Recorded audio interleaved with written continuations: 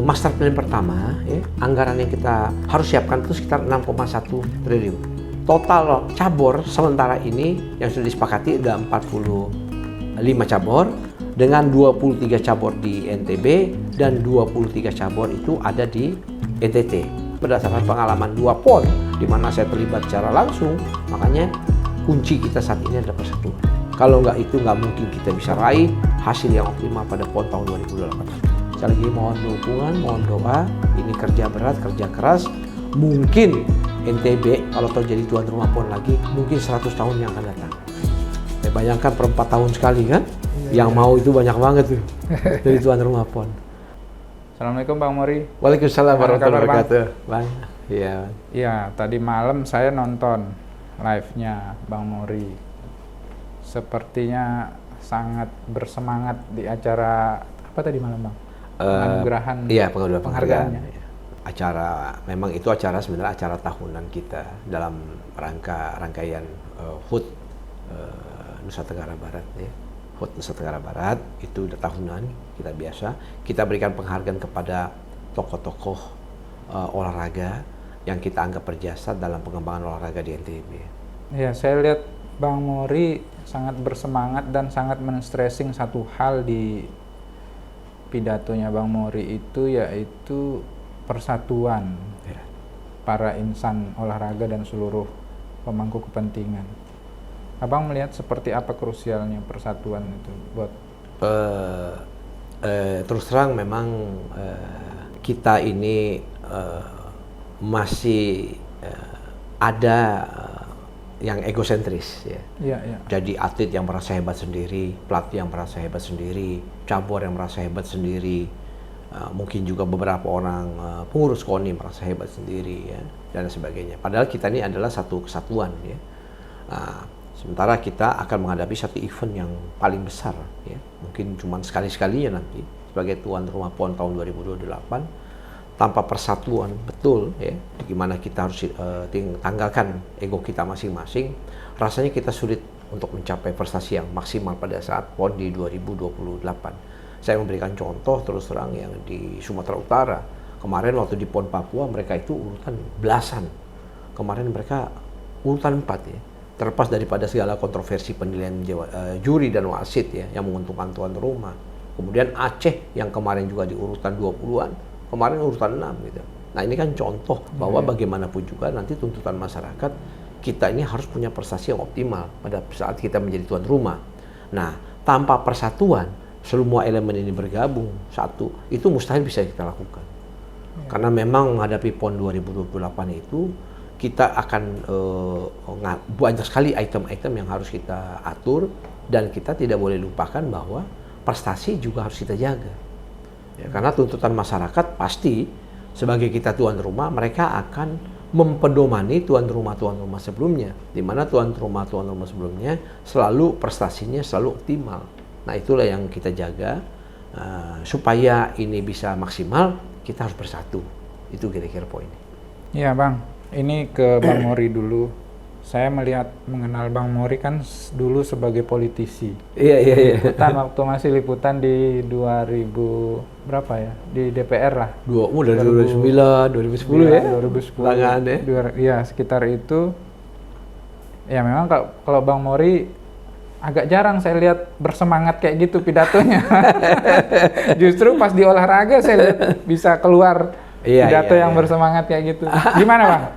Dulu kan ngejalanin politik sama olahraga itu gimana? Dulu kan saya ini memang spesialisasinya di bidang perekonomian, keuangan ya, aset ya. Kami tuh kalau sering rapat sebetulnya gaya-gaya saya bicara tuh hampir sama. Hanya saja pada saat itu kalau lagi rapat-rapat anggaran kan terkadang rapatnya sifatnya tertutup. Itu kan jadi nggak terlihat gitu. Nah di olahraga ini kan kita lebih terbuka ya. Nah tentunya kita fokus ya. Karena memang di olahraga ini saya lihat sama politik sama susahnya, nggak mudah gitu. Bayangkan kita misalnya untuk meraih medali emas itu, kita betul-betul harus melatih atlet itu sedemikian sulit. Kita jaga betul ya, kemudian makannya kita jaga, menu latihannya kita jaga, pelatihnya harus kita jaga, kondisi psikologinya pada saat pertandingan harus kita jaga ya, baru kita bisa memaksimalkan hasil, yaitu meraih medali emas. Kalau enggak, aduh, banyak atlet-atlet kita ya yang latihannya sudah sangat luar biasa, kemudian dia sudah gizinya sudah bagus dan sebagainya, tapi begitu tampil dia banyak faktor secara psikologi dia kemudian kalah ya, dan kalahnya itu semestinya kalah yang tidak perlu gitu loh. Wow. Nah ini kesulitannya. Jadi ada seni-seni tersendiri ya, di politik juga seninya tinggi. Saya lihat di olahraga juga tinggi, karena olahraga ini adalah gengsi daerah. Ya, semua daerah juga melakukan upaya dan usaha yang maksimal, sama seperti juga kita yang ada di NTB.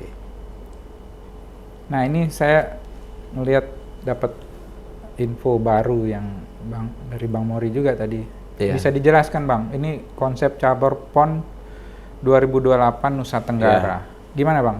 Jadi, keputusan terbaru kayaknya nih ya. Ya, jadi ini keputusan terbaru. Yang pertama, cabur yang harus dipertandingkan di PON itu, di PON nanti itu adalah cabur-cabur yang dipertandingkan di Olimpiade. Oke. Kemudian yang dipertandingkan di Asian Games. Kemudian cabur-cabur yang dipertandingkan di SEA Games. Kemudian cabur-cabur yang masuk dalam The Bond. Ya kan? Dari itu, kemudian yang tidak masuk di situ, NTB dan NTT selaku tuan rumah boleh menambah usulan.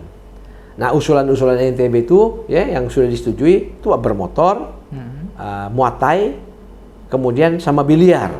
Oke. Nah, kalau air sport ini sebetulnya usulan dari NTT. Tapi ada yang dimainkan di NTT, ada yang dimainkan di NTB. Oh, tapi dibagi sebetulnya dua. dia yang usul ini NTT aslinya. Yang Jadi usulnya NTT tapi dia itu malah mengusulkan cuma Kempo, dua, ya? Gateball, sama Airsport. Oke. Itu NTT kita ini. Tapi ada beberapa yang Airsport tidak bisa dipertandingkan di NTT. Jadi pertandingan di NTB. Iya, iya. Nah, jadi total cabur sementara ini yang sudah disepakati ada 45 cabur dengan 23 cabur di NTB dan 23 cabur itu ada di NTT. Nah, misalnya cabang futsal ini sebetulnya bagian daripada sepak bola. Sepak bola sendiri sebenarnya induknya adanya di NTT. Nah, futsal ini hanya bagian daripada itu. Oh, nanti sepak bola lapangan besarnya di NTT. Di NTT. Yang futsalnya di kita. Jadi di NTT itu lapangan besarnya yang pria maupun yang wanita. Jadi ada sepak bola wanita nanti akan dipertandingkan. Ini juga memang syarat dari PSSI. Ya, opening PSSI. Sama closing di mana, Bang? Openingnya NTT minta, kita kasih dia. Okay. Nggak apa-apa, kita ambil closing. Ada berbagai pertimbangan tentunya. Pertama, biasanya kalau opening ceremony itu memang lebih sibuk ya. Kemudian juga biayanya jauh lebih besar. Kemudian kita mempertimbangkan kita mau fokus juga pada prestasi, sehingga jangan sampai kita habis waktu hanya mempersiapkan seremoni. Kalau penutupan kan itu udah selesai bertanding, ya kita udah lebih tenang gitu kan. Jadi kita sengaja ambil untuk penutupan. Biayanya juga lebih murah untuk NTB. Nah, sekarang persiapannya, Bang, untuk menyiapkan berapa ini? Sekian banyak venue ini. Ya. Di master plan pertama, ya, anggaran yang kita harus siapkan itu sekitar 6,1 triliun. 6,1. Ya, tapi ini kita revisi lagi, kita lakukan efisiensi, ya. Kemungkinan, saya belum tahu final angka, tapi kemungkinan ini bisa di angka sekitar 4 triliunan. Ya. Nah, jadi salah satu yang kita lakukan efisiensi adalah kita menyepakati tidak membangun stadion baru. Karena berbagai pertimbangan. Satu, biayanya terlalu mahal. Yang kedua, kita menjaga paskanya. Jangan sampai nanti setelah kita bangun, stadion itu kemudian nganggur, ya, biaya perawatannya mahal, ya, akhirnya amburadul. Nah, kita nggak mau. Banyak kejadiannya di Riau. Itu jelas itu menjadi menjadi semak belukar yang di Kaltim. Itu stadionnya rusak. Kemudian di Riau itu stadionnya rusak juga, ya. Kemudian kalau di Jawa Barat kemarin masih mending karena Jawa Barat nggak bangun dia, karena dia udah punya banyak stadion kan. Nah, kita mencermin daripada itu, kita tidak mau membangun venue yang nantinya kita tidak bisa paskanya kita biaya pemeliharaannya terlalu mahal. Kemudian tidak bisa kita pergunakan. Iya, Ya kan? Nah, akhirnya kita putuskan kita akan merevitalisasi stadion kita yang ada di Gor Turide. Nanti dibikin lebih modern dengan single seat, kapasitasnya sekitar 20.000, ya. Kemudian kita yakin itu sudah lebih dari cukup untuk NTB. Sehingga besok paskanya kita bisa manfaatkan itu juga dengan baik. Kemudian biaya pemeliharaan tidak terlalu tinggi. Ya fokusnya kira-kira bisa di situ. Bisa fokus lah melihara. Nah, jadi itu yang terkait dengan itu. Jadi kita udah memperhitungkan venue-venue ini. Kemudian juga ada yang kita sharing di kabupaten kota. Sumbawa itu Masya Allah, luar biasa Sumbawa tuh. Apa di Sumbawa? Dia Sumbawa Kabupaten itu bahkan dia minta 5 cabur dipertandingkan di Sumbawa. Wow. Dan mereka siap membantu penyiapan venue dan lain sebagainya. Salah apa satunya aja mereka minta? Ya di Sumbawa itu kan udah ada bermotor yang di Samota. Samota itu. Terus kemudian panahan pasti di Sumbawa. Itu kita udah cek ya, lokasinya bagus sekali. Tinggal kita merehab sedikit ya, ditambah meninggikan tembok supaya anak panahnya nggak lari keluar gitu. Jadi tembok yang sekarang itu kita tinggal tambah mungkin sekitar 2-3 meter. Ya, artinya nggak mahal kan? Ya. Kemudian juga nanti di Gor Mampis Rungan, ya itu bahkan teman-teman dari Pemda Kabupaten Sumbawa mau renovasi sendiri. Nah, di Mampis Rungan itu berarti ada sharing anggaran. Itu sharing anggaran. Jadi Pemprov juga bakal keluar juga. Jadi anggaran ini nanti kita harapkan dari APBN, APBD 1. Yang 4 sampai 6 triliun tadi. Iya. Mungkin sudah nggak 6 lah, anggaplah 4-an ya. Tapi saya belum dapat final. Kami akan mulai akan rapat finalisasinya itu besok tanggal 26 Desember. Nah, 26. tapi anggaran itu kira-kira nanti kita harapkan dari APBN, APBD 1, APBD 2, dari sponsor-sponsor dan bantuan-bantuan mana sifatnya tidak mengikat. Biasanya jadi, APBN berapa persen, Bang? Kita harap sih tentunya APBN bisa 50. Ya, kita harapkan 2 triliun. Ya, APBN ini kan nanti satu venue. Ya, kita harap di venue-nya APBN itu bisa sampai dengan 1,5 triliun. Nah, kemudian APBN itu nanti untuk pelaksanaan. Nah, dia nanti kita harapkan dia biaya penutupan, kemudian biaya untuk pembelian peralatan. Ini peralatan mahal. Iya. Peralatan standarnya soalnya bukan standar internasional. Iya, bayangkan senam itu peralatannya bisa sampai 26 miliar. Wow. Senam. Contoh. Nah, iya. Jadi kalau bercermin dari di Sumut dan Aceh, satu provinsi itu bisa mengajukan kepada pemerintah untuk pembelian 15 peralatan. Ya tentunya NTB akan melis 15 peralatan yang mahal untuk dibiayai oleh pemerintah pusat. Iya. Ya kan gitu kan? Ya, kayak macamnya kalau bela diri kan nggak mahal. Iya. Ruangannya ada di misalnya kita mau revitalisasi Padepokan Silat. Itu bisa dipakai untuk 2 cabang olahraga bela diri, bisa karate dan judo misalnya. Iya. Ya kan? Di gelanggang pemuda nanti bisa tarung derajat misalnya kan, sama misalnya Muay Thai gitu. Jadi maksudnya itu bisa kita manfaatkan. Jadi banyak cabang yang bisa kita manfaatkan, ballroom hotel yang ada di NTB. Jadi kita tinggal sewa aja, nggak bayar mahal. Iya. Jadi itulah cara kita mengatur agar pembiayaan daripada pelaksanaan PON ini tidak terlalu bombastis, ya, sehingga tidak terlalu memberatkan pemerintah pusat, pemerintah provinsi dan juga tentunya pemerintah kabupaten. Lanjut ke pembagian kabupaten kotanya, ya. Kelihatannya kita sih idealnya mau di semua kabupaten kota, tapi kelihatannya nggak bisa karena ada potensi alam juga yang diperhitungkan, potensi dari sisi penginapan juga yang harus kita hitung, potensi daripada kondisi-kondisi lain. Nah, sehingga mungkin ya kayak misalnya di Dompu kayaknya agak sulit penginapannya. Karena kita tidak mau bangun mes atlet. Nah, tapi kalau di Kota Bima itu penginapannya lebih daripada cukup. Ya kan? Kota Bima ada. Di Kota Bima ada. Nah, Kota Bima tentunya dengan Kabupaten Bima ini bisa satu di Kota Bima. Kemudian di Sumbawa jelas juga penginapannya juga banyak. Sehingga bisa Sumbawa itu bisa kita adakan sampai dengan 3 cabur gitu kan. Iya, Jadi katakanlah kalau toh misalnya nggak 2-3, tambah lagi nanti cabur dalam keputusan-keputusan berikut. Karena ini caburnya belum final nih, masih ada penambahan nih. Oh, Ini masih ada penambahan. Ya masih keputusan dinamikanya masih sementara. berjalan, Oke. ya kan? Kalau bercermin dari Aceh Sumut 66. Nah, cuma mungkin kalau kita nggak mungkin sampai 66. Maksimal kita 50, 52 lah. Sehingga kalau misalnya NTB dapat 30 cabur pun kita sangat siap. Kita sangat siap Iya, pelaksanaan itu. Iya. Jadi kita nggak terlalu khawatir ya. Kalau kemarin bayangan kita kita akan butuh uang besar untuk pembangunan venue, ini tidak. Golf udah ada lapangannya. iya, iya. Nah, tinggal nanti dibikin standarnya di standar internasional kan. Distandarisasi. Iya, distandarisasi.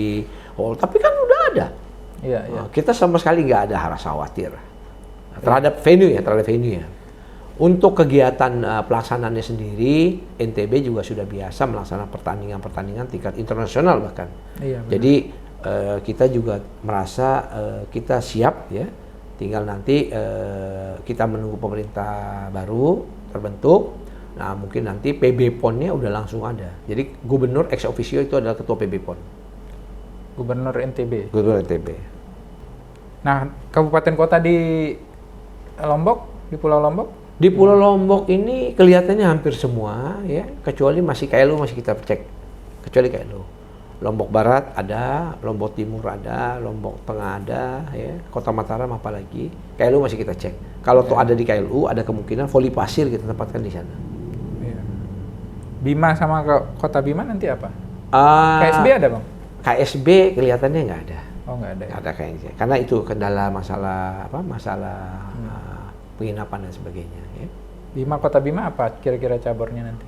Mungkin nanti ada cabang olahraga bela diri, ada triathlon, mungkin mungkin juga panjat tebing, mungkin juga nanti volley indoor di Bima. Ya. Iya. Volley indoor. Jadi itu ya kira-kira. Ini kan masih dinamis juga, Bang ya? Masih, Masih nunggu finalisasi lagi. Iya masih. Baru... Nah, tapi tetap kita udah siap ini. Oke. Walaupun karena kalau pengurangan kemungkinan tidak. Karena ini sudah cabang-cabang olahraga yang tadi Olimpiade, SEA Games, Asian Games, The Bond, ya kan? Iya, iya. Yang 3 ini kita bayangkan bermotor. Bermotor ini kan NTB potensinya tinggi, nggak perlu bangun venue baru, kan? Udah kita udah punya. Muay itu jelas kemarin juga prestasinya bagus, ya. Ya biliar ini juga kita punya potensi yang bagus. Besok kita punya potensi meraih kira-kira 3-4 medali emas biliar NTB. Wow. Nah, soal itu, Bang. Abang target berapa? 2028 kira-kira. Kita target masuk 5 besar dengan perolehan medali kurang lebih 70. Target kita. 70. Wah, itu suatu hal yang sangat luar biasa. Makanya kita udah berdasarkan ini awal Januari kita sudah mau bedah cabur per cabur. Oh. Terus terang kita punya masalah cukup banyak ya, masalah kita. Misalnya gini. Apa? Di cabang atletik waktu di iya. Papua kita dapat 6 medali emas. Kemudian yang meraih itu adalah Lalu Mawa Johri 2 emas, Safatur Rahman 2 emas, Dian Eka Yanti 1 emas, Ridwan 1 emas. Kemarin waktu di Medan, Dian gagal, Ridwan udah nggak main. Jadi yang bisa meraih medali emas hanya Johri sama Safatur Rahman. Nah, Johri Safatur Rahman ini kemungkinan di 2028 udah berat. Kenapa, Bang? Kan kalau sprint itu kan usianya pengaruh besar. Beda sama maraton. Kalau maraton itu dia bahkan bisa sampai 3 kali olimpiade masih oke. Tapi kalau per sprint itu kan tenaga muda beda ya. Sama yang mungkin kan Johri nanti sudah lewat masanya. Nah, sementara atletik ini adalah andalan NTB.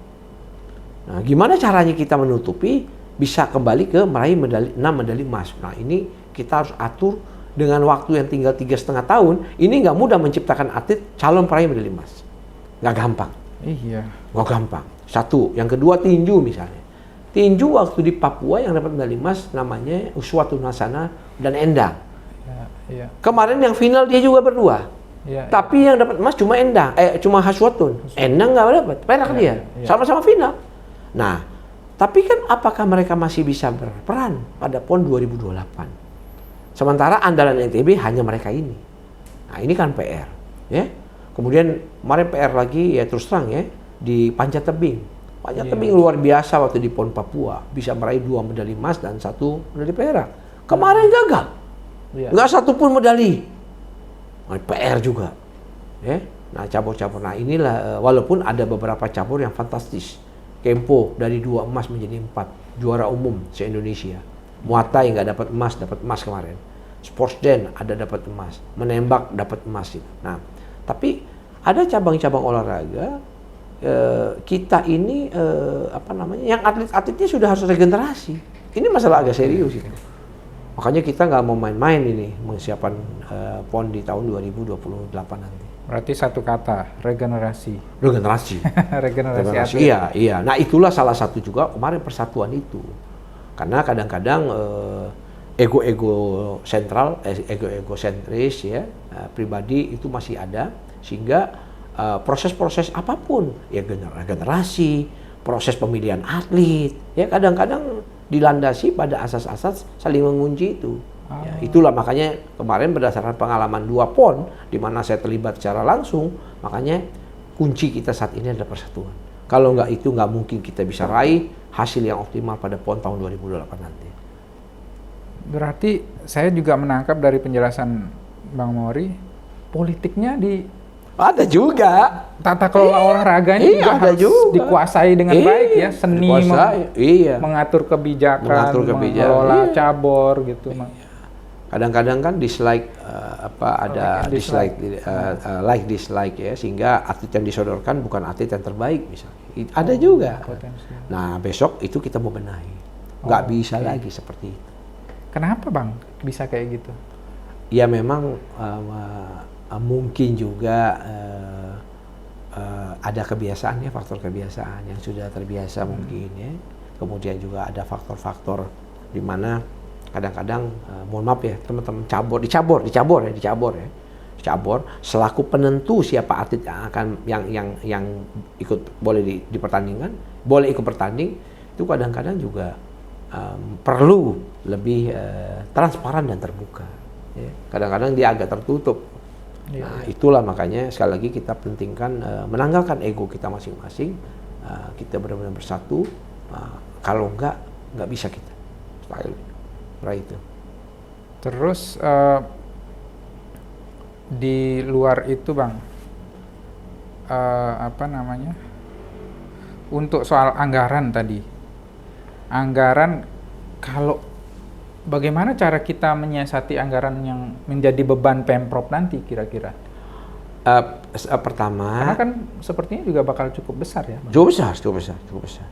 Pemprov tuh bisa menanggung 20% sampai 25% dari seluruh anggaran. Itu kan cukup besar. Karena itu saran kami, KONI ya, tapi kan mudah-mudahan nanti kan pemerintahan baru ini kan langsung terbentuk, PB cabornya kan langsung Pak Gubernur. Nah, kita berharap agar anggaran ini bisa dicicil. Oke. Ya, jangan sekaligus jebret. Kalau sekaligus kan berat. Ya, nah, jadi kalau dicicil kan dicicil ini kan tentunya akan lebih ringan ya. Apalagi mudah-mudahan ke depan kan udah nggak ada COVID lagi, sehingga mudah-mudahan penyihatan terhadap fiskal daripada APBD kita itu jauh lebih baik. Saya melihat di APBD 2025 lewat PJ Gubernur ini Pak Hasanuddin, saya lihat pembenahan terhadap penyihatan fiskal itu sudah berjalan, sehingga nanti utang-utang kepada pihak ketiga bisa ditiadakan, jadi APBD-nya lebih sehat. Ini mudah-mudahan ya.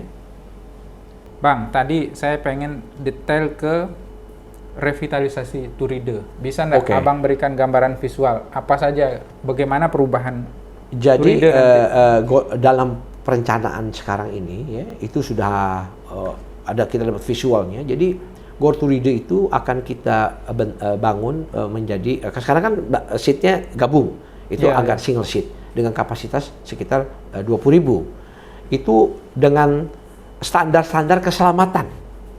Kan pasca kejadian Kanjuruhan itu kan faktor keselamatan menjadi nomor 1. Sehingga dengan pertimbangan faktor keselamatan, faktor kebersihan, toilet, faktor-faktor sarana-sarana penunjang yang lainnya itu pembiayaannya itu cukup besar dan mungkin yang terbesar itu bisa sampai 500 miliar hanya untuk stadion Setengah saja. triliun. Lebih malah hitungannya. Dan waktunya?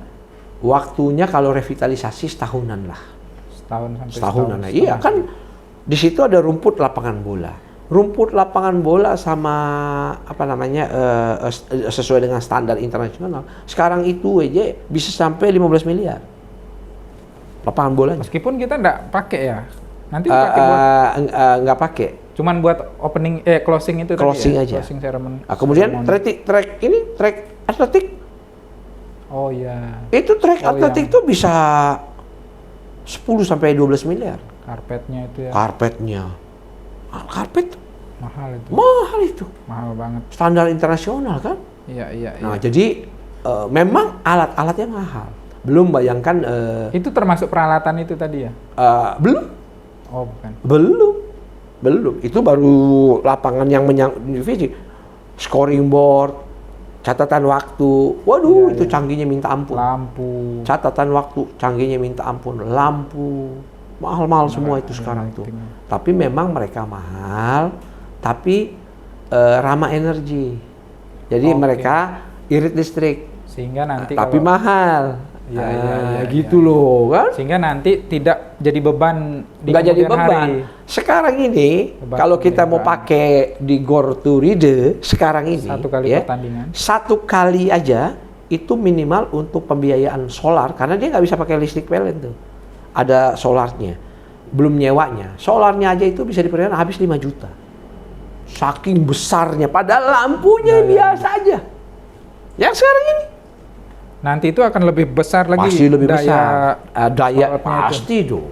Lampunya di mana-mana nanti. Bayangkan loh pakai penutupan kan dan memang ini kan akan menjadi standar internasional. Kita berharap nanti ada Liga 1 yang home base-nya mau memakai kita. Ke depannya nanti. Tapi harus ada kita punya ini dong, apa? Nggak harus mensyaratkan kita punya klub sepak bola yang Enggak harus. Main di Liga. Bisa aja home base dari mana dia pakai di sini bisa aja. Kita harap tentunya kan. Bisa aja kan.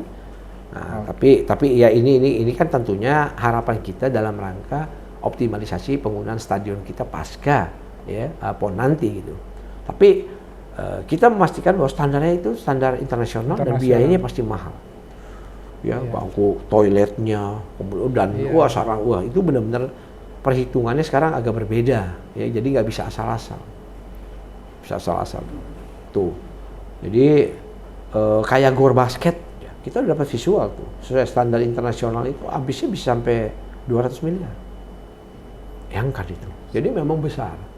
Itu bangun baru karena kita nggak punya. Nah, tapi nanti paskanya kita bukan cuma basket.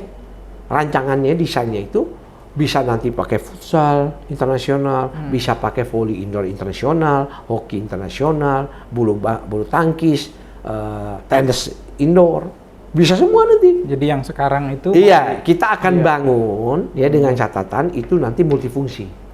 Itu intinya.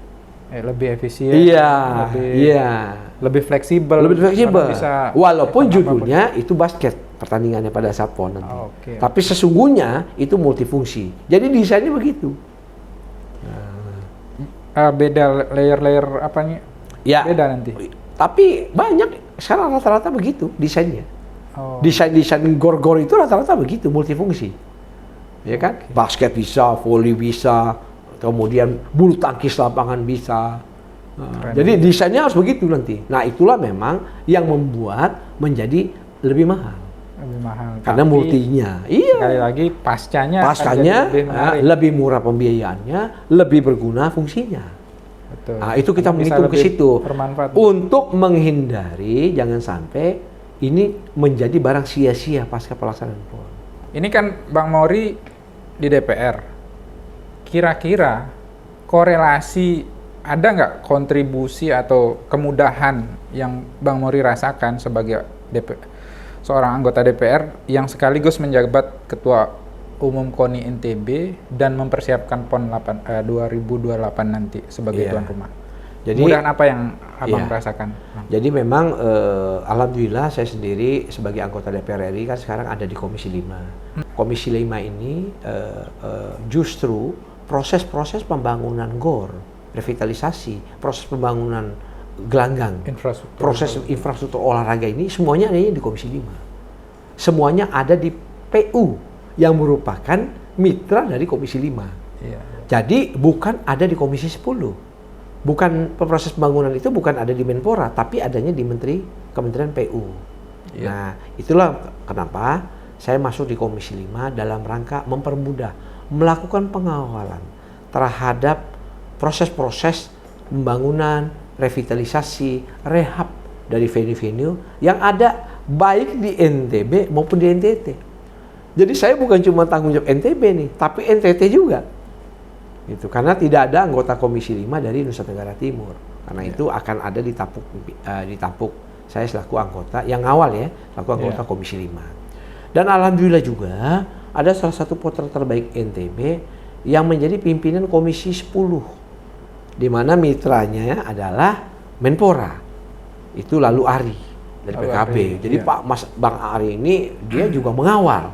Jadi ada yang ngawal di Komisi 10, ada yang ngawal di Komisi 5. Jadi mudah-mudahan sekali lagi ini keuntungan tersendiri berkah buat kita di NTB. Mudah-mudahan ini semua bisa berkontribusi dalam pelaksanaan PON tahun 2028 nanti. Oke Bang, closing statementnya Abang untuk masyarakat NTB dan seluruh insan olahraga di NTB. Iya. Jadi kalau terkait dengan PON, kita memang sekali lagi harus bersama-sama bersatu. Insan olahraga, pemerintah provinsi, media, pemerintah kabupaten kota, ya, banyak hal. Ya. Terkait dengan media misalnya, semakin banyak ini diberitakan, semakin banyak viral, semakin banyak sponsor masuk. Kalau sponsor masuk, semakin banyak ruang pembiayaan kita, sehingga nanti tentunya tekanan-tekanan pembiayaan terhadap pemerintah daerah ini bisa dikurangi. Nah itu contoh. Jadi ini salah satu. Nah kita juga minta masyarakat membantu, mempromosikan. Jadi PON 2028 ini ada 3 temanya. Sports, tourism, and culture. Kenapa? Kalau tourism jelas NTB adalah daerah pariwisata, NTT juga dengan Labuan Bajo juga daerah pariwisata. Culture-nya di mana? Culture-nya ini adalah dua-duanya kaya akan keragaman aneka budaya. Ya kan? Ini yang kita tonjolkan. Nah, ini butuh partisipasi dari seluruh masyarakat untuk membantu dalam rangka mempromosikan, ya. Sekali lagi kerjanya bareng-bareng sama-sama ini agar pelaksanaan PON itu sukses pelaksanaan, sukses penyelenggaraan, sukses prestasi, ya kan?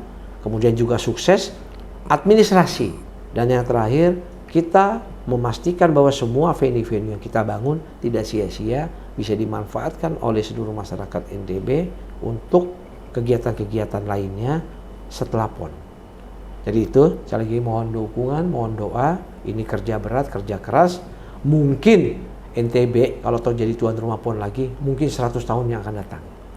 Ya bayangkan per 4 tahun sekali kan, yang mau itu banyak banget tuh jadi tuan rumah PON. Mungkin itu dari kami.